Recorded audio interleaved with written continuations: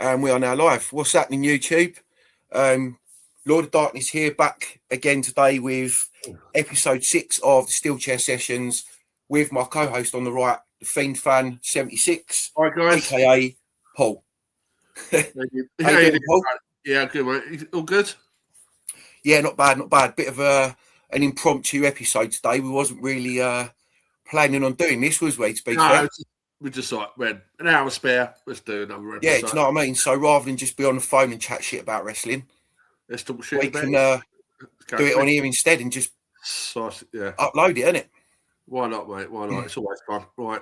So first and foremost, I just want to apologise to our listeners for episode 5 because halfway through it went a bit pear-shaped where my dog kept distracting me and we ended up going off topic, and from what I've been hearing, some of the listeners kind of lost interest because of that. Yeah, sorry about that. So, again, apologies for that. It was funny at the time, but obviously it did affect the episode quite a bit last week. Yeah, we can sort of fill in, go back to where we were talking about. So yeah, well, once I learn how to edit stuff and things like that, I can cut stuff like that out in the future. Yeah. Do you know what I mean? So, anyway, like I say, impromptu episode today. Yep. I think first thing we need to talk about really is, I know we spoke about it on the last episode, but I want to talk about Slam by Me again because obviously it's only a couple of months away. It's not that far away now, is it? You know, them 2 months are going to go really quick, and before we know it, the show's going to be upon us again. Look how quick this month's gone. That's what I'm saying. Do you know what I mean? Yeah. So yeah, I think today I kind of want to go over something with you that I had a conversation with Ryan about the other day. Yeah. Now, I was sitting down and the cogs were ticking and going over and whatnot, and I was thinking about Danger Zone and how some of the things got left, like with regards to the ending of some of the matches and things like that, you know. There's a lot of openings, you said. There's a lot of openings to possible feuds and possible matches being on the card. Yeah, so I mean, obviously, a lot of people know already by now that we've got Super Relic Ryan S versus Sir Ryan Matthews for the TDW men's heavyweight title, which obviously, by the time that match comes around, that's going to be an absolute banger. Yeah, I mean, he's putting the training in the big time at the moment. Oh, mate, he is putting in some graft. He's putting the training, yeah. Yeah. I saw his last video that he posted, and he was learning, like, going over body slams and stuff like that again, and reversals and things like that. And he was looking good. Yeah, he wants this. Yeah, so he wants it before he actually hangs his boots up for good, really. Yeah. Oh, good on him. It's be a good match, that. I'm looking forward to that. Yeah, I am as well, to be fair. And I think both of the Ryans are actually looking forward to it as well, to be fair. It's going to be good. I think it's also, it's going to be a good little rivalry as well, lad. It's going to be a little... Yeah. Whoever loses, whoever wins. It's good for, like, future stories. It'll be a good rivalry for a little while until Ryan S can't go anymore. Yeah. Basically, do you know what I mean? But yeah, so moving on from that. Yeah. I was chatting with Ryan the other day, and I said to him, like, I had a few ideas for the next like event. Yeah. He was like, okay, run and buy me then. So I was like, all right. So I said, look, I've been sitting thinking about what happened at pretty much almost the end of the Rumble, like with Mordecai and Caro. Yeah. So I said to him, look, I think that, you know, there could be some kind of grudge match signed for Slam by Me where Caro wants to come back and get his revenge because Mordecai didn't actually even let him enter the ring. No, as you say, he just stood there, as we said the previous podcast. So he stood there. And everyone's like, what is he doing? All the guys in the ring were standing there going, is he coming in? Is he not coming in? Exactly that. Like, so everyone was kind of like, yeah, like, what is this dude sort of doing? Yeah. And then obviously, as we know, like we spoke about, he got power bombed twice on the ring apron and then basically just got destroyed on the entranceway. Yeah. So Ryan basically said to me, funny you say that because Caro has actually reached out to them and requested to have that match at Slam by Me. Okay, so he actually wants a revenge match for it. So he actually reached out to the TDW guys and said, look, this is what I want to do at Slam by Me because I don't think it was very fair, blah, blah, blah. I want to get my revenge on Mordecai. So there was that one match, and they had already thought about that anyway. Yeah. So I was like, well, that's a bit freaky. It kind of makes sense. And then the second one that I come up with, and I didn't think that they had even looked at this perspective of it. Oh, okay, go on. So near the end of the Rumble, if I'm not mistaken, Richie came out and he helped Sullivan King basically eliminate. He sneaked around the edge of the ring, didn't he, to help him out? Yeah. He snuck around the edge of the ring, didn't he? And he helped Sullivan King to eliminate Old School Paul. Yes. So I said to Ryan, how about having Richie and Sullivan King versus the Pond Bros at Slam by Me? Ooh. And do you know what Ryan said? He went, funny that. He went, because we're trying to sign that match as well. Wow.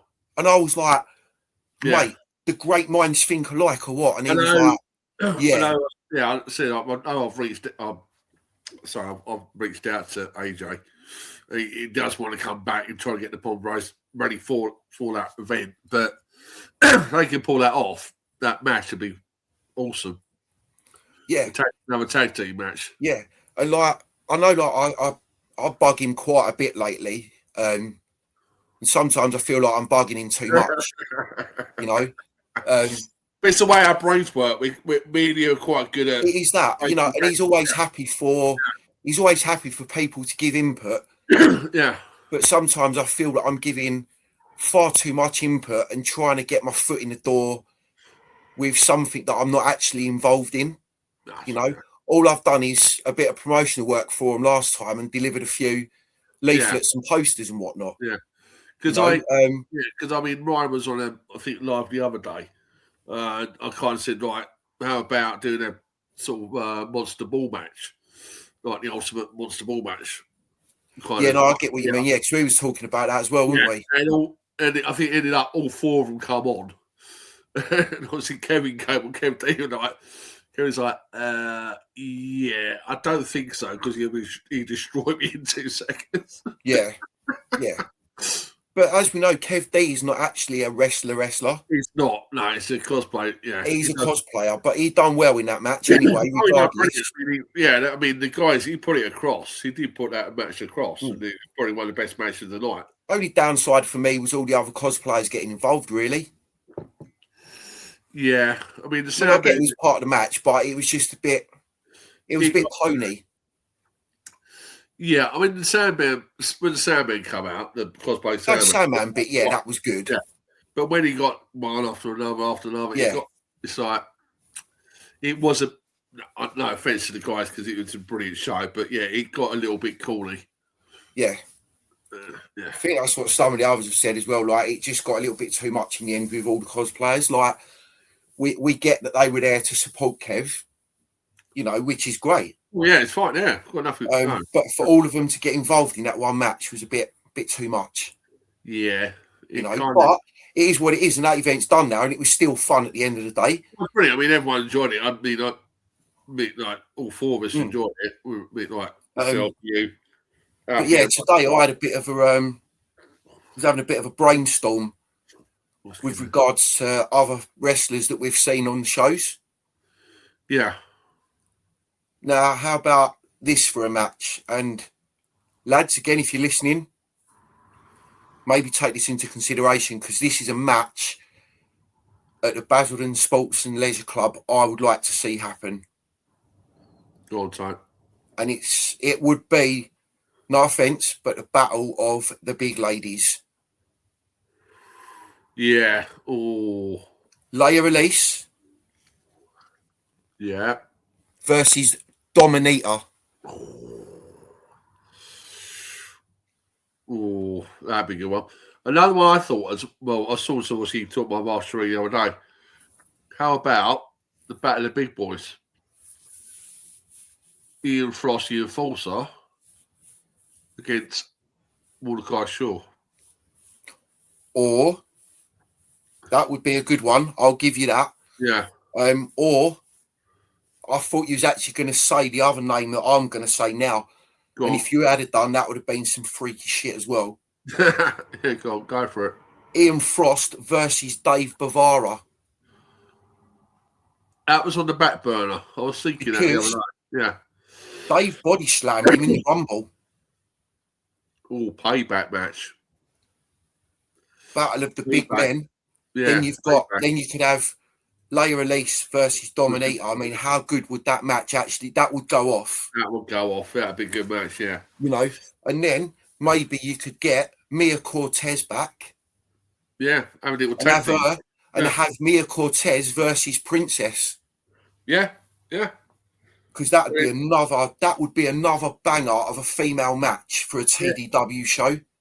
Or they could do like a female tag team match, all four of them. Or that, yeah. Yeah. Or four-way match. God, you imagine that Princess and Mia Cortez versus Dominator and Leia Elise. Yeah. Mate, what a match that would be. Yeah, that would go off as well, man. That'd go off. And do you know what I mean? We're recording this and like we're just listening, if you're listening, boys. And guys, this is the reason why we started this podcast, because this is what we used to do all the time, just on the phone, on a video call. Yeah, it was. And eventually, we was like, do you know what? Why not just do a podcast? And you know, so far so good. With the 5 episodes, we haven't done bad with the views. We haven't actually. No, we've done a lot better than I expected. Yeah, same here. I mean, I looked at the one you done with Rossi the other day. I know we're quite educated. Yeah. It's still early doors, but we're enjoying making it if it's just for our own pleasure. Yeah, but obviously there's people out there that are a lot more educated than me and you and have got better memories than us with regards to like newer events and stuff, because sometimes I have to look back and think, shit, when did that happen? Like, what year was that? You know, especially like WrestleMania, early newer WrestleManias, certain bits. Oh yeah, God, like it's just mad. But you know, it is what it is, and that's what I'm saying. Like, this is what we do. We just end up rolling shit off our tongue and go, "Oh wow, that's a good idea." Yeah, that's it. It's like the sort of like we talk about what dream scenarios we like to see. Like certain, like at the moment, the way AEW is with the top, like their top stars. WWE, what matches would you like to see an ultimate crossover matches? That's another. Yeah. Well, yeah, I mean that's a good question. You know what I mean? Yeah, I know. Like, we've now stopped about TDW because that's our ideas for that now. Yeah. They're going to be out there in the next hour on YouTube. So, you know, if the boys listen to it and they hear it, then they might think and go, "Oh, that's a good idea. That's a good idea." Whatever, you don't know, do you? No, future matches. Yeah, and that's what this is about. It's worth the punt and trying to give input to make the shows, you know, more entertaining for the fans than what they've already been over the last 3. I mean, the last 3. I mean, obviously, unfortunately, I was ill for the second one. But it was a brilliant match. But the last event, that was. Danger Zone was superb. Such good. Yeah, that's what I'm saying. Do you know what I mean? So, and we know that they're going to make Slam by Me even better. Yeah, it's just going to get from a fan's perspective, looking from the outside in. You can kind of see where things are going, and you go, and a light bulb goes on, and that's when you then go to Ryan or whatever and chat to him and go, look, this is the ideas I've got. Yeah, and they always take it on board. They're always more than happy to take our advice on board. I mean, right, Ryan was saying when I sort of mentioned like the Monster Ball match, he said, I'm not going to say no to it. I think it's quite a good idea in the future. Maybe do a Halloween special one. Yeah, which you never know, do you? Yeah, and he said to me, I like Parky's trees, but I don't like Parky as a wrestler. Yeah, Michael Parks. Sorry. Yeah, no, I get that. Yeah, I get it. Yeah, because again, it's 2 different personas, isn't it? Yeah, precisely. But I said for one night special. Just bring him back. Just bring him back for one match. Special guest appearance, yeah. Special guest appearance, one night, Monster Ball special. Yeah. And And get as many big guys from around Essex as they can. Yeah. And hopefully by that time, Sunset Skip will be back as well. Yes, because he's out. Yeah, so, speaking of that, I know KWA Saturday, I know RJ Singh lost his match. Oh, did he lose? Yeah. Okay. Yeah, Ryan said something about it on one of his lives or whatever it was the other afternoon. Yeah. And he said, yeah, they saw their boy RJ, but unfortunately he lost. He lost. Okay. So, but I think he lost to a new boy, so he was doing his job and helping the new boy look good, pretty much. You know what I mean? So, I can't remember what his name was either, to be fair. Yeah. So, but with regards to WWE and AEW crossover matches, yeah, it's one thing you've done. You've put me right on the spot straight away. And we're only like, we're not even 20 minutes in yet. No, so one for me, Swerve against JK2.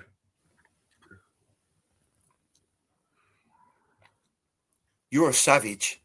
Yeah, two savages against a savage. No, you're the savage for thinking of that.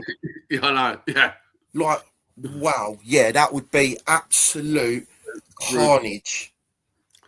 You think like detective death matches and the matches Swerve's had, JK2, the fact that he's a loose cannon and what he did drew the other night where they both fell off the.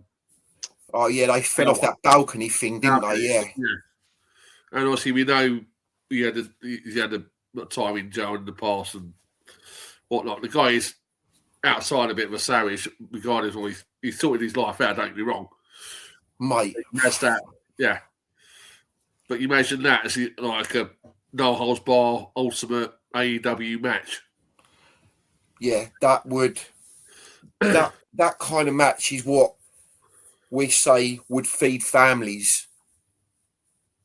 Oh yes, yeah, mate. Yeah, that would be mental. Now, obviously we said off camera, I still say to this day, WWE dropped the ball with Swerve.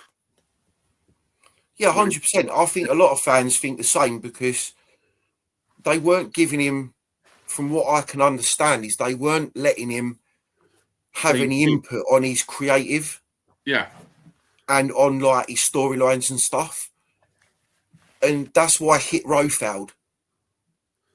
Yeah, now look where he kind of went over, gone to AEW.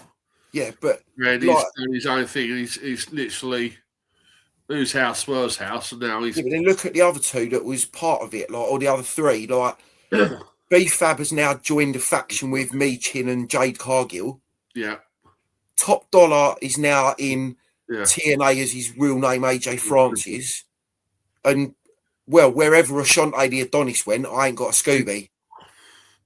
They dropped him down to NXT for a little while. He was in a storyline with that Carmen Petrovic. And then and then they just all of a sudden went, right, see you later, and released him. Yeah. So whatever he's doing now, I ain't got a clue. Somewhere probably back with the independent somewhere.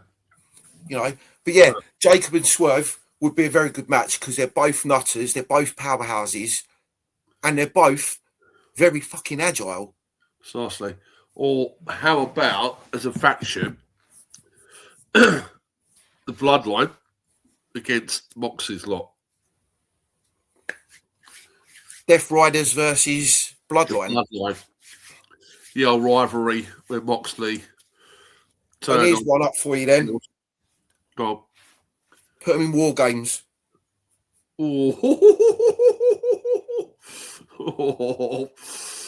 Yeah. Put them in War Games, but have weapons hanging from the roof of the cage. Like, I'm pretty sure they've done that. Yeah, but that was Lethal Lockdown in TNA. Yeah, TNA, yeah. Yeah, but that's what I'm saying. Just take that concept and hang weapons from the top of the cage. And put the Death Riders and the Bloodline bang in there and just let them fight. See who the best faction is from the two companies. Yeah.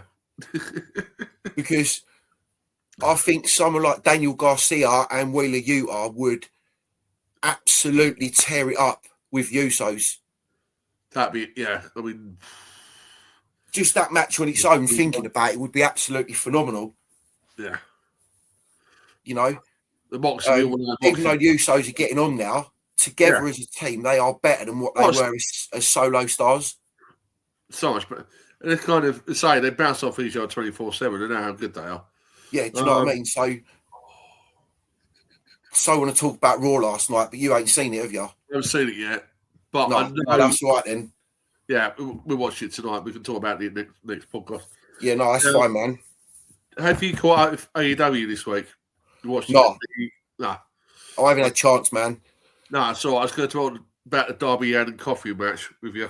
Yeah, I still haven't seen that yet. I haven't got around to watching it. No, that was a good match. So, now, on a different note, I was watching Arsenal lose the other day to Man City, yeah? Well, we won't talk about my same Tottenham. Well, let's not talk about that because it's a wrestling podcast. I'm just saying, absolute poor performance, but it's what it is. Another crossover match that I'd like to see just come to my head, actually. Cool. Seth Rollins versus Kenny Omega. Ooh. Yeah. I think that would be an absolute barnstormer. Now, I know AJ Styles has retired. If he's still in the company, AJ against Will Ospreay. AJ back in the day. AJ again, yeah. Again, that would be another match that would feed families, man. AJ in his prime. Yeah. Will Ospreay. 100%, bro. I agree with that. Yeah, 100%. I mean, both the way they fit, pull off moves. I mean, that is like the ultimate in my brain fantasy match of two very, very highly skilled, absolutely phenomenal wrestlers. I mean, yeah. Since Swerve has come back, the pop he got the other night when he come back, he's out for revenge on Moxley, big time now. Yeah, I'd like to see someone like Willow Nightingale go against someone like Bailey or Nia Jax or something. Ooh, yeah. Willow against Nia Jax would be quite a good one. Yeah. We obviously all know that now Tony Storm's out for a bit. Now, yeah, which is a bit of a shame, but it's a shame because obviously now we eventually got all in tickets. I mean, it took a while to get them. We are going to all in. I can't wait. Yeah, I can't wait for that either, mate. To be fair. It's a shame because Tony Storm was one of the ones I was really, really looking forward to. But we all know now she's probably out to the end of the year. But I think you said off to me off camera that she had a head injury or something. Apparently, that's what I read. I read that she suffered quite a bad concussion or something, and yeah, obviously they're going to have to monitor her or whatever. But I mean, if I'm wrong, then people are more than willing to leave. Yeah. But what we read last night. There's actually no specific reason why. There hasn't been any reports that she's actually injured. Oh, okay. I mean, it could be family reasons, or I'm not speculating. No, that's fair enough, man. Yeah. That's just some of the reports I saw. Yeah, I mean, there's been no official announcement that she's injured or she's just taking time off. We don't know. She's obviously not there for the end of the year, which is a shame because I'd love to see Tony Storm live. Yeah, I would have loved to have done as well, but we're still going to get to see people like MJF, Swerve, Hangman, you know, Cope and Christian, Willow, Harley Cameron. Do you know what I mean? We're going to get to see Ospreay, probably Alex Windsor and that as well. Young Bucks. I love the Young Bucks. We're going to get to see Cassidy, Darby Allin, probably Samoa Joe, Hook, Shibata. Oh man, Okada's one I'm waiting to see. Okada, Okada and Takeshita. Yeah. I love them too. Yeah, I think they're brilliant, man. Brilliant wrestlers. They'd be so good if they could get along better, though. But I think that's what I like is the fact they've kind of got that little rivalry within the faction. Within the Don Callis family, yeah. I think Don Callis family is the way obviously now Don Callis has gone over to AEW, and slowly over time, it's been a long way coming. Now he's got this huge Don Callis family. It's brilliant. I love how they. Yeah, the storyline's great. I just can't stand him. I can't stand him, but I think the way he's coming across as the manager of the faction is probably, I think personally, some of his best work he's done. Oh yeah, don't get me wrong. Like, he's a brilliant manipulative manager, but I've never liked him, even when he was the Jackal in WWE, and he was like the manager of the Truth Commission. Yeah, it's very much to say like Marmite. I mean, you might agree with quite a few. The GOAT is, for me, is Paul Heyman. Number one. In this day and age, yes. Yeah. Yes, in this day and age, I'll give you that. Because there's no one better out there in the world of wrestling anywhere at the minute that is a better manager and teacher than Paul Heyman. You know, and he always tells the wrestlers what they need to hear when they need to hear it. Yeah, and gives them the push. You know, all you got to do is look at Roman. Yeah. How long did it take the company to try and turn him heel before they eventually put him with Paul Heyman? Ages. Oh. And, you know, as we all know, the rest is history. Yeah. You know, in the top 5 of the longest reigning champs ever in the company. Yep. So he's up there with the likes of Hogan, Bruno Sammartino, Bob Backlund, just to name 3 of the greatest of all time. Is he 3rd on the list or 4th on the list? Well, I think Roman's 4th or 5th. 5th, yeah. Yeah. So, yeah. But, you know, that's all you got to do is look at that to know how good Paul Heyman actually is, because no one else in the world could have done that with Roman other than Paul Heyman. What he's done with Brock Lesnar, what he's doing now. That's what I'm saying. You know what I mean? Like, even his work last week, you know, that work last week that he done, give the man an Oscar for that. Oh, yeah, big time. You know, the shabby beard, the eye and all that, mate. Yeah, the bloodshot eye. Yeah. Isn't it? What he does behind the scenes for the company as well. He can't. Yeah. Don't you remember when the Bloodline turned on him and they power bombed him through the table? Yeah. He come onto the show the next day, but he hadn't slept for 24 hours just so he could get the look. Yeah. Do you know what I mean? For his character, mate. Give the man an Oscar, an Emmy, whatever he deserves, give it to him, yeah? Yeah, big time. Because he is the greatest of all time. Brilliant measure. Yeah, 100%.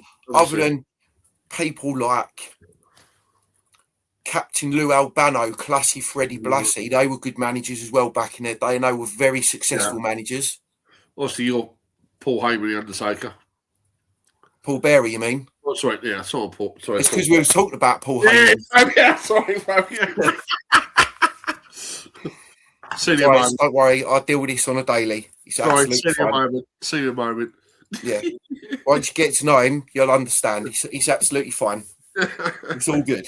But yeah, again, Paul Bearer, you know, like I said before, it was probably one of the best decisions that the company ever made back in 1990 was to swap out Brother Love for Paul Bearer to be Undertaker's manager, because Brother Love just did not fit it. No, and the rest you know, you had Bruce Pritchard come out looking like an Oompa Loompa, right, in a white suit with a red tie. Yeah. Do you know what I mean? Yeah, he did. And then obviously they found Paul Bearer, and the rest is history, because he was an actual mortician anyway. Yeah. Bit like big boss, big boss man would do. No.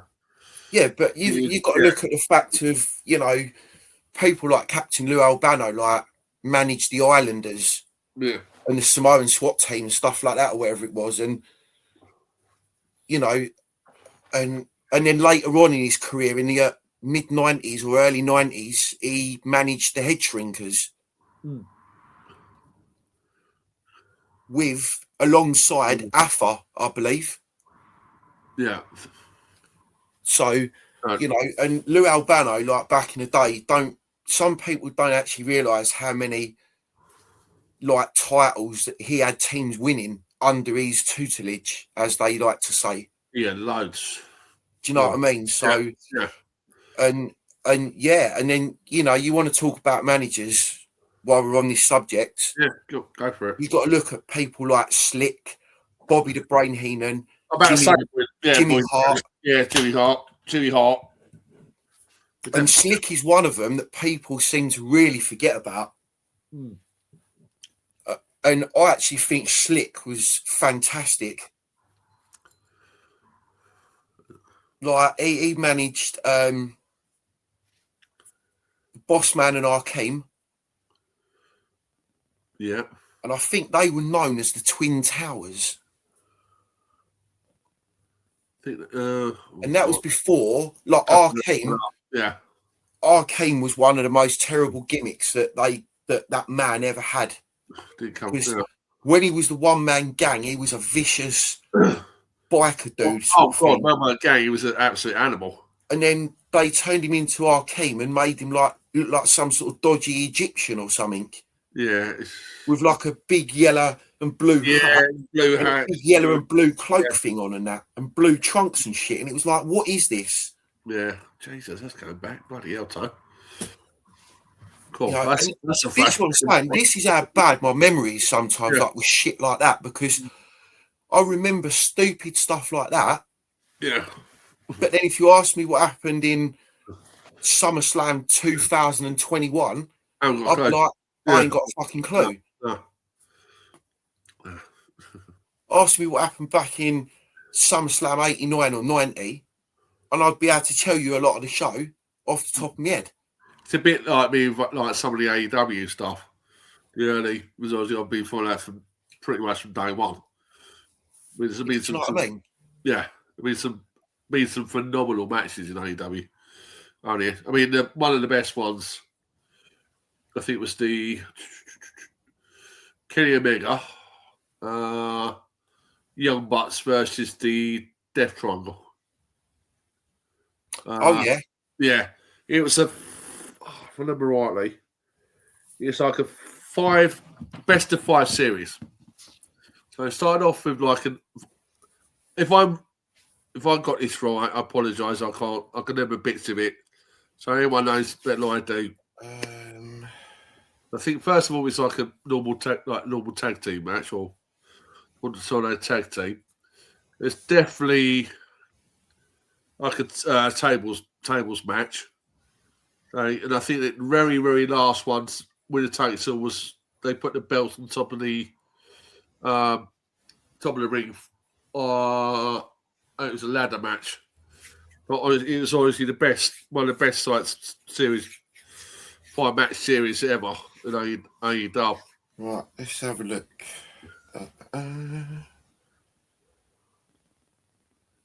There we was going. We're having a quick catch up. Make sure I got my facts right. Right, okay, so you was almost right, and that was good. I was almost right, yeah. I didn't remember a lot of that, but it was actually a best of 7 series. Oh, it was 7. I thought it was 5. Oh, okay. No, it was best of 7. Shit. Yeah, culminating in a dramatic match on Dynamite in 2023. The intense feud featured high-octane matches including Falls Count Anywhere and no DQ stipulations. Yeah, so you was right, man. But yeah, I might have to go back over that now. Now I've got that link. Yeah, that run. Yeah, with them 7 matches is probably some of the best triple tag team matches of all time in AEW. I still say one of the best matches in AEW, my personal opinion, was Kenny Omega against Jon Moxley. Yeah, 100%. 100%. I remember seeing that match, and yeah, that was brilliant. The brutality and the technicality that was being pulled off in that match was so good. Yeah. It was just their chemistry at the time was just unreal. They were bouncing with the way You they know, bounced. and yeah, and that match, you know the way they actually worked together to make that match that Yeah. entertaining for the fans was just Yeah. well, it was just some top class stuff, wasn't it? Apart from the dodgy explosion that actually didn't go off and it kind of ruined the end of the match. Yeah, that was just that was terrible. Yeah, Yeah. that was just like a little poof. Yeah, they realised they went wrong that night. Do you know what I mean? I can fart louder than that went off. That's what everyone's saying. It was a whatever happened. Some reason the pyrotechnics didn't go off. Yeah, but yeah, like I said, now I've got that little link and that app that I use. That is brilliant. I might have to have a look back over them 7 matches. Yeah, get a time worth of watch. Yeah, because I've been watching quite a bit of indie stuff lately. Yeah, a lot on YouTube and that. Like I said to you, I watched Battle Riot 7 a couple of weeks ago. It was pretty good. Another wrestler that I saw in that I remembered was LJ Cleary, which is Lyra Valkyria's fiance. Jeez, wow. He was in that Battle Riot with Karrion Kross and all that, or Killer Kross, sorry. Killer Kross, okay, I might have a look at that then. So it's on YouTube, man. Yeah. It's only about 2 hours long. Cool, I'll give that a watch. So yeah, it's not that bad to be fair. Yeah. It's quite a good show, really. Awesome. Now, what do you make of the last pay-per-view, AEW pay-per-view? Revolution. Oh, Revolution, yeah, I've spoke about this with Dan and all that, and we've had a chat camera and stuff. And if I'm being honest, probably at the moment best pay-per-view of the year across all companies. Yeah, I personally think it's overall it's one of their best pay-per-views they've done so far as a company. I mean, yes, granted, including 0 Hour, there was 13 matches that happened that night. Yeah, I mean, it was I think it's about a 5 hour show, but as you say, with 3 dark matches as well. Yeah, well, that's what All In's going to be, isn't it? All In will be like that. That will be about 5 hours long. Yeah, I think doors open at 4. Yeah, something like that. 5, and they've got to be done by 10 o'clock. Got to be out by 10. Yeah, something like that. So, but yeah, All In's going to be about the same. That's going to be quite a long event. It's about 5 hours. I think last time they come over was about 5 hours. Both of them have been 5 hour shows. Well, I think when I watched Forbidden Door on ITV, because I actually showed it on there in the end, it was about 5 hours long. Yeah. So, and that was obviously done at the O2, wasn't it, Forbidden Door? Yeah, I mean, they do you get your money's worth out of their pay-per-views. Well, yeah, 100%. 45 quid for the ticket and booking fee on top. It's not bad, man. And you're getting a 5 hour show. You go to a 2 hour or 3 hour WWE show for like 600-700 quid a ticket. Yeah, crazy. It's just it's a no brainer, mate. And like I said, if we can go to Rev Pro as well the day before, that's 2 shows for the that's price. About 8 hours of wrestling for less than 100 quid. Yeah, price of one. You know, ticket prices. One ticket, yeah. I mean, you can't even get a nosebleed ticket for WWE for that. I think we paid for all 4 of us about $230.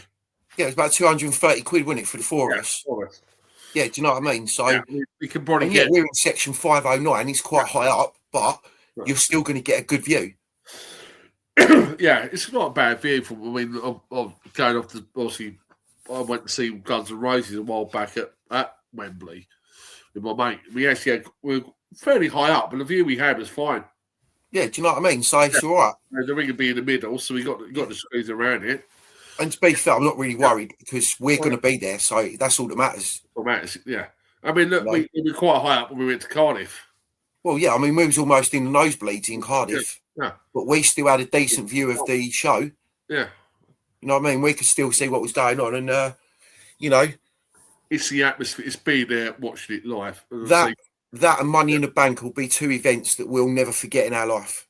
Yeah, I mean, Money in the Bank. We were lucky in the fact that we did the whole. We did the SmackDown the night before as well, didn't we? That was a good night as well. Yeah, the combo ticket. Yeah, that was pretty cool, man. It wasn't badly priced back then. It wasn't badly priced, right? No, I think we paid for the combo tickets. I think we paid about 160, 170 quid. I think it was about 350 both nights. Yeah, I think so. Yeah, Each for both nights. It wasn't too yeah, bad. it was about 350, I think, maybe for the overall 2 nights. 2 nights was. But I still didn't think that was bad, really. To be fair. No, if you look at, we're going what? What's that? 2 years ago, 3 years ago. That was 2023, wasn't it? Money in the Bank and SmackDown. Yeah. So look at the prices then 3 years ago and what they are now. Yeah, that's what I'm saying. Do you know what I mean? Yeah. That's why I'd much rather go to see Rev Pro, AEW. Yeah. You know, and for anyone who lives in and around the Essex area, I was informed a couple of weeks ago that in July, in Braintree, there's a company there called CXW. I've been finding some. I've seen some stuff online, and they're like a death match company, a bit like our version of ECW back in the day, really. Yeah. Now I think on July 18th or 19th, they've got an event in Braintree, and Nick Gage is going to be on the card. Oh, nice. And for anyone who doesn't remember Nick Gage or whatever, just look at his feuds with Jericho in AEW and with John Moxley, and you'll see how much of a loon the geezer really is. You know, he's a proper deathmatch wrestler who just doesn't give two monkeys about hurting himself as well as hurting his opponent. It's like Moxley. He doesn't. Death Guard, he don't give a pardon my language. Don't give a shit. The guy's an animal. It's like Moxley. When Moxley's in beat, like if he's in that zone, Moxley's independent matches, the guy's a beast. I mean, it's not saying that I've been trying to look for it. I think we talked about this offline. It's one match I saw it somewhere a while back. I cannot find the clip of it. It was somewhere in America. It's an independent company were having an event in a car park or in the parking lot. Moxie literally turned up, pulled up in his lorry, jumped out, walked straight through the fucking crowd.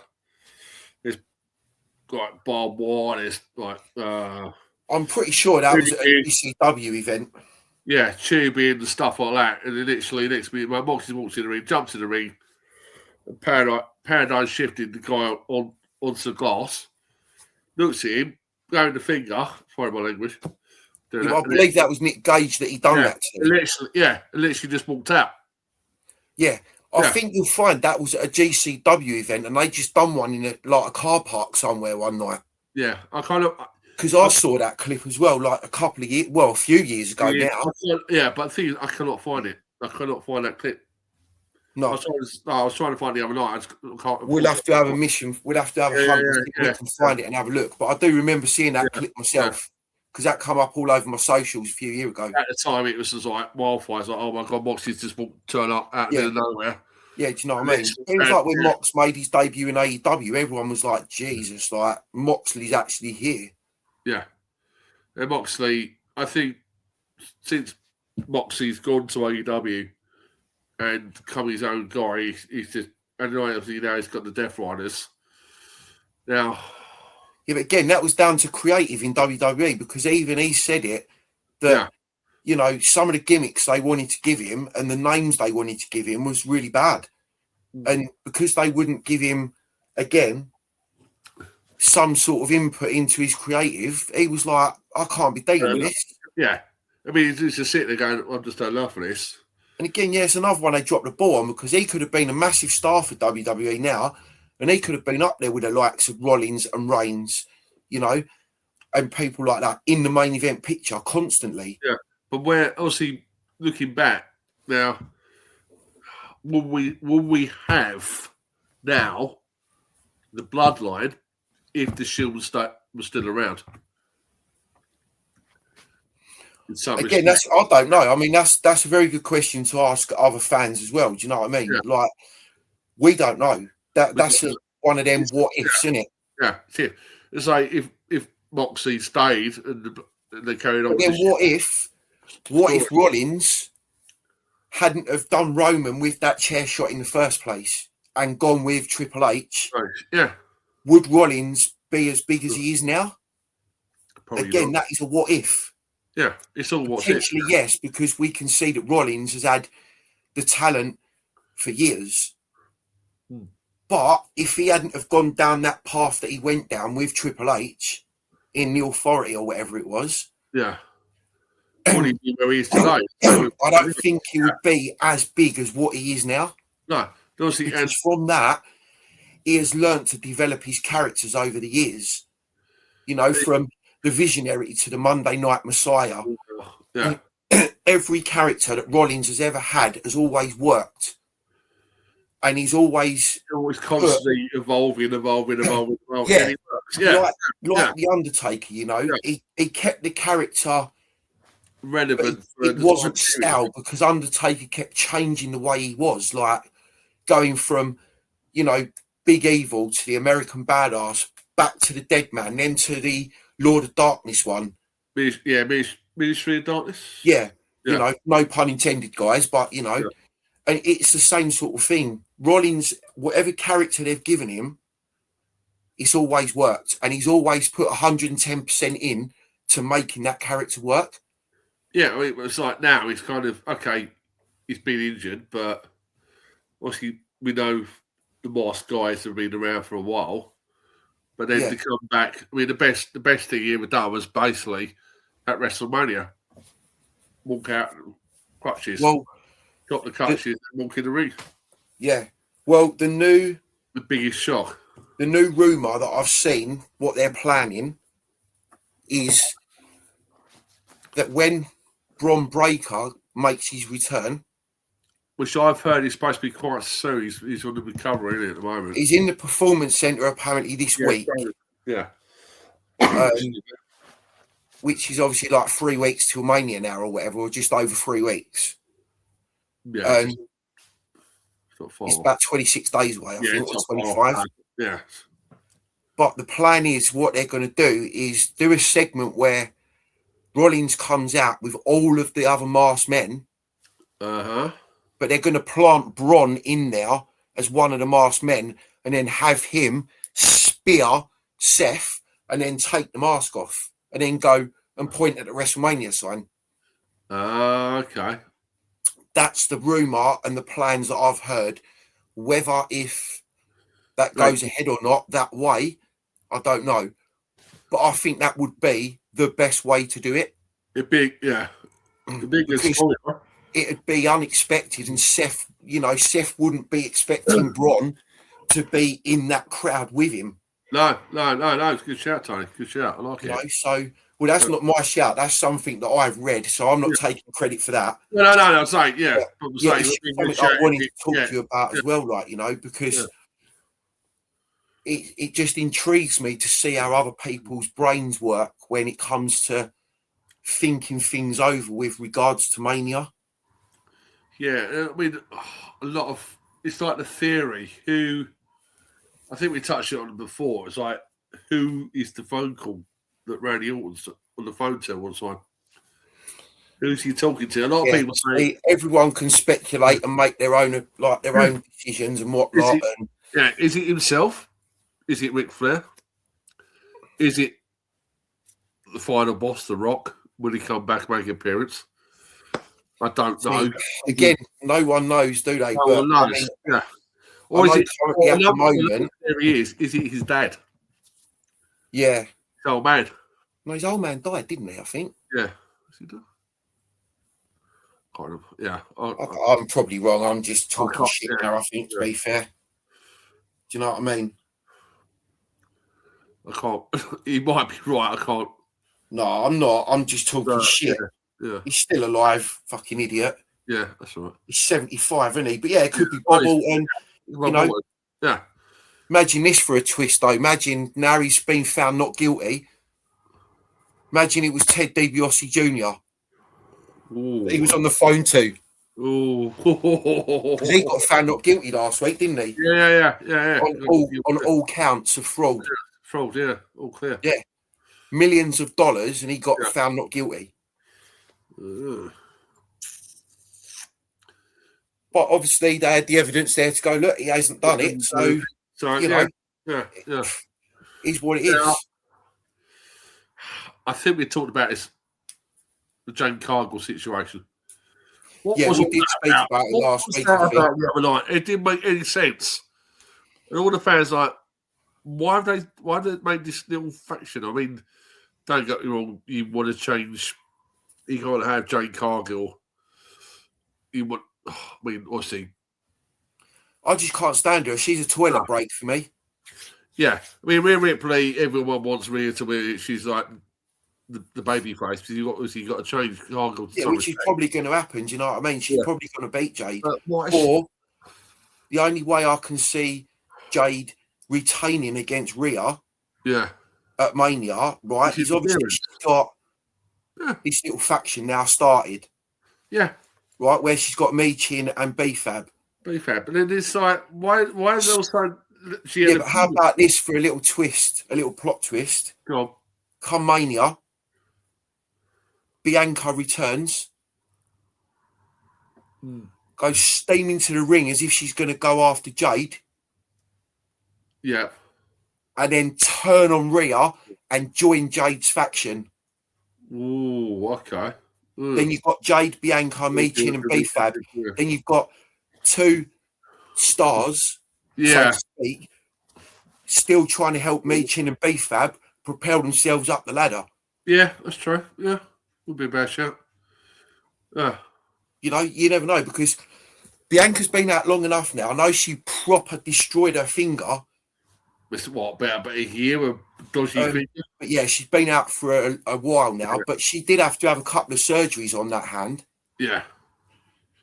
But that would be a really good plot twist. It's not bad. Yeah, it's not a bad shout. No, because I think before she went away injured, a lot of people wanted Bianca to go heel. Yeah, yeah. And she was heel in NXT for a while. And as a heel, she's nasty, man. I mean, I'd still say Jane Cargill done a better work in AEW. But she hasn't really, since she's jumped over, she hasn't really done much. She's defended. If I'm being honest, Paul, I've never liked Jade Cargill. No. Even in AEW, I couldn't stand her. No, she's not all that. I don't think she's all that. But what she actually done since she's jumped over, she's defended that title once, I think, isn't she? Against Michin. Michin and one other match, and that is it. The only good thing that's happened to Jade right now, going across the WWE, is her promo skills have got a lot better. She's a lot better than right now than she was. Her in-ring skills, she's like a female Goldberg, mate. She's a 5-move wonder. Yeah. Do you know what I mean? Like, yeah, she's had a couple of good matches, but, you know, like someone said to me, you're only as good as your dance partner. I think that was Rossi, actually, that said that. Rossi today, yeah. You're only as good as your dance partner. Do you know what I mean? So, I mean, the other person can sell you across. You're up and coming.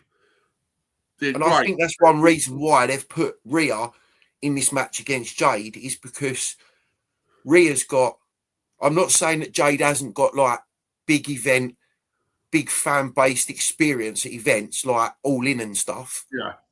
But Rhea's got the most WrestleMania experience out of the two of them.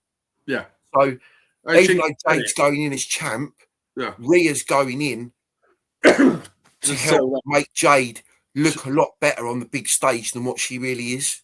Yeah. I mean, until this day, I still can't believe what Rhea Ripley done with her shoulder. When she dislocated it and popped it back in herself. Mel Gibson, Lethal Weapon. Yeah, not once, but twice. Yeah, isn't it? Yeah, I think, as I said, I mean, we've talked about this before. I think it's the only reason she dropped the belt that night. Yeah. The injury. Yeah. I don't think that was on the card. Apparently, she's going to be in the Terrifier 4. I see that. It's a big promo. Yeah. It'd be good for her, wouldn't it? Yeah. It will suit her down to a T. Like, a lot of her gear's inspired by that film. She's a massive fan of it, so... Yeah, exactly that. Do you know what I mean? So, but yeah, I think that's probably one of the only reasons why they've got Rhea going into this match with Jade. Yeah, you know, they didn't want to do Charlotte against Jade, not just yet. No, it's like Cody. We really Cody is champion again. Yeah, but he's just going to get fucking destroyed, and we know it. So we've only got another fucking 25 days to wait. Yeah. You know, as him being a boring champ, and then Randy's just going to fucking annihilate him. Yeah, I hope he does. I really do, because the fans want it, and hopefully, you know, the Rising Company and Triple H will listen to the fans, what the fans want, and get ready to win it, to be 15 times world champion. If he don't, I mean, this is obviously our personal opinion, and probably a few other people agree, like the hardcore fans, that if Randy doesn't win it, how many people will jump ship and get bored of WWE and the backlash of it? If Cody, what you mean from the fans' perspective? Yeah, if Cody, if they write Cody to carry on having this run as the so you mean if they don't pull the trigger and have Randy win at Mania, you think a lot of the fans are going to boycott? Yeah, I think there'd be a big backlash, because obviously it probably will be. Do you know what I mean? But again, look at the feedback that obviously where he beat Drew. But is Triple H going to give a shit? Because back at one of them other press conferences, all the fans were chanting behind him, "We want Edge." We want Edge, yeah. And he just didn't give a shit. He just carried on as if they weren't. You know what I mean? So is he going to care? No, he don't give a shit. Yeah. You know, he's got people above him that he's got to listen to now, so he can't make all of the final decisions anymore. Obviously, the Rock, Rock. Which is, and it is shit. Yeah. Well, he's off filming the live action version of Moana at the minute. Yeah, and I think he's contracted to do the. Don't get quote me on this. Fast and Furious is coming out. Oh, I'm not bothered about them. No. So I think, I think he's got to do the publicity tour. Yeah. My cousin Bex worked on it, so I know it's coming out. So I got ordered in films after the first two. After the fifth one, ready to You know, and then they start sending these supercars into space and stuff. I mean, come on, get real. I know that got stupid, but anyway, we're going off. That's a different subject. That's just tangent, but anyway, that's for film buffs. Yeah, I mean, so then you got to think how many wrestlers going. Obviously, talking about the wrestling side of it, the film side of it. How many wrestlers have actually jumped from in and out of films over the years? Like the dodgy films they've done. Loads. I mean, Kane done a few horror films. Seen that? Oh yeah, it was like See No Evil or something when it had like a big fucking giant hook or some shit, didn't he? Seen Over 1 and 2. I mean, Andre the Giant done a few. Hogan's wasn't bad. All of these films absolutely appalling. Yeah. John Even Undertaker was in Suburban Commando. Yes, he was. Bloody hell, yeah, he was. Yeah. Do you know what I mean? And that was just, mate, terrible films. Yeah. Obviously, Dwayne is the most successful to ever come from wrestling to Hollywood. Yeah. You know, he was the highest paid Hollywood actor last year and the year before, I think. Yeah, do you know what I mean? So, and then obviously you got Batista now, Cena's going over. Yeah. And stuff like that. Do you know what I mean? Like the Miz done a few of the Marine films, which were terrible. Oh, yeah. They're all been fighting out of it over the years, isn't they? Yeah, so, it's just... Yeah, it's just one of them things, bruv. Do you know what I mean? Yeah. Sorry, I had to stretch then, because... That's right, I'm sitting on almost sitting in the same spot for... Do you know what? We've been going nearly an hour already. Yeah. That's madness. It's crazy. We're just talking. That's what we do. We just so quick when we're just waffling shit. We do, mate. It's like us on the phone. We just talk crap and won't before we know it. Exactly. Do you know what I mean? So, but this is madness. Crazy, man. Yeah. Right. Let's briefly the subject you talked about in the last podcast. Now, the Hall of Fame this year. I know it's a big topic for you. Your opinions on Crush. Yeah, we didn't really get a chance. I know we kind of skimmed over it, and obviously, I think we spoke about it a bit, didn't we? But I think that was at the point when the dog was driving me mental. Yeah. Like I said to you before, why is Crush not being mentioned or put in there with them? And then obviously the other day you sent me a little article that you saw. Yeah, the comment was what his son. And it was basically like a statement from his son, wasn't it? Yeah. And after reading that, yes, I can agree with his son. Obviously, I mean, you read it as well. And his son clearly stated that, you know, he feels that he filled the gap for a while, but then, as you said, if he didn't jump in at the time, would they still be around and would they still be introduced to the Hall of Fame? Yes, yeah, he was. that's what I'm saying. Yeah. Like, he filled the gap. His son said? His son said something along the lines of, you know, Demolition had already sealed their own legacy before my dad become a member of them. Yeah. Which, yes, they did. Yeah, but I think he elevated from where they were to the next level in some respect. But if he hadn't have stepped in for that last year or year and a bit, yeah, while Axe was out injured, then I don't think Demolition would have lasted that extra year. No. You know, I think they just would have said to Axe, right, do a bit of done. Yeah, do a bit of we don't want you anymore. Yeah. Smash, we don't want you anymore. We're disbanding in Demolition. You're no longer going to be on TV. Yeah. You know, and yes, what Crush done in that year and a bit, absolutely amazing. He had some really good feuds with, you know, the likes of the Legion of Doom and teams like that, you know, and the Rockers and stuff like that. So, yeah, I'm always going to feel strongly about it, Paul, to be fair. And it's like you with China. Yeah. You know, because they were my childhood heroes. They were my first ever tag team that got me addicted to wrestling. You know, and yeah, I went back and watched some of their stuff growing up from like the 80s. We certainly, obviously, like for both of us during that era, obviously, you're more. I mean, mine was Legion of Doom or the Road Warriors. I mean, they're like the first thing for me. Holy shit, who are these guys? Yeah. And that's just the way I feel. I will always feel strongly about the fact that they're not inducting Crush into the Hall of Fame with Demolition as part of the team because, you know, that's like saying they're going to induct D-Generation X but not put Shawn Michaels in there. Yeah, precisely. And leave him out when he was one of the members of that faction. Yeah. Or do they now say, okay, the Road Dogg's left the company, do we delete that part? Yeah, do you know what I mean? Like, yeah, that would be saying, oh, right, we're going to take Road Dogg out of the Hall of Fame now because he's no longer with the WWE. Like, no, I mean, come on, sort it out. Yeah. You know, he better get some sort of mention at the Hall of Fame because I'll be pissed. I hope for the boys, yeah. And I think that's when I will go onto TikTok and have a rant. Yeah, I don't blame you. You know, because I'm sorry, but I do feel very strongly about that.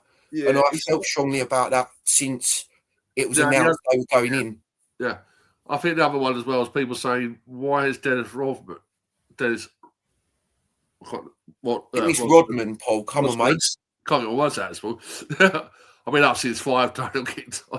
Yeah, no, he's all right. Yeah, Dennis Rodman, but Dennis Rodman. Yeah, don't get me wrong. He done brilliant in New World Order. But why is he got in it and Crush hasn't?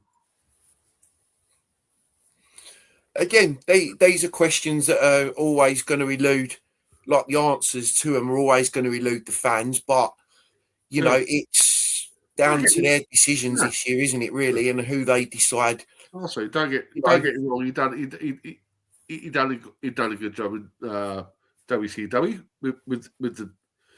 with that faction. He was brilliant in NWO, don't get me wrong. You know what I mean? Like, you know, Dan posted a video the other day saying about it. Yeah, I watched it. I agree where Dan's coming from. But yeah, so do I. Totally. I was when I first saw it, it's like, really?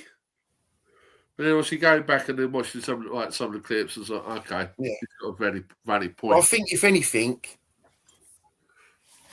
they should induct him into the celebrity section. Along with, you know, your William Shatners, your Arnold Schwarzeneggers and stuff like that. You know, your Donald Trump. Why is he not being kicked out? Oh, what? Because he's the president. so they can't kick him out the Hall of Fame. Well, it's like Snoop Dogg, his own little belt, isn't he? Snoop Dogg belt. The WrestleMania belt. Yeah, Snoop Dogg WrestleMania belt. Yeah, so, I'll always feel strongly about that. And if they do give him a mention this year, then I'll be happy. If they don't, then I'll be pissed.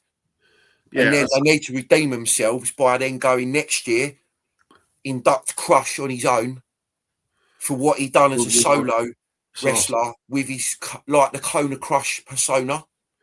I love that persona. I think that's where I kind of really got. Yeah, when he was kind of meant to be the surfer dude. Surfer dude, yeah, I love that. Yeah, do you know what I mean? When he went away and done that little surfer dude bit, I mean, I like that as a kid. It's like, okay, this is different. But I've always liked Crush anyway, regardless of what character or what faction he was part of as well. Yeah, because I was that point. I always was a fan of Crush. Yeah. And like Dan says, that is a hill that I will die on. Saying that he should go into the Hall of Fame with Axe and Smash. It's like me with China. Exactly, and that's what we just said a minute ago. Yeah, I can rant. I'm like, I can rant all about China being. Yeah, okay. Yeah, she's gone in with DX, but not on her own. Yeah. Yeah, which said prior to the fact that she's the first woman to win the international championship. She was the first woman to go into the Women's Royal Rumble. She was being pushed to win the Women's WWE World Championship or WWE. Well, as far as we're aware, that's what they had planned anyway. Yeah, that's what they had planned. Yeah, as far as we're aware, innit? Yeah. And then obviously where Vince went up to say to her, right, you need to stop going to the adult industry. And she said, no, I still want to do Playboy. They went, okay, we're not going to do it. Then after that, she kind of just trickled away. Yeah, well, like we said, the downfall was when she approached Vince and was pissed because she found out Triple H was having an affair with Steph. Yeah. And then the following day, she was literally gone from the company because Vince didn't like it. Yeah. Didn't like the way she approached him, apparently, or whatever. And that was that. He just dealt the situation by getting rid of her. Yeah. And I still say to this day that because of that, I don't think that they're going to.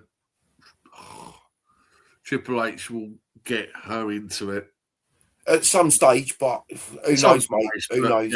Yeah, it's going to take a long time for her to get into it, but yeah, exactly that. So I can rant on like you can rant on for hours about it.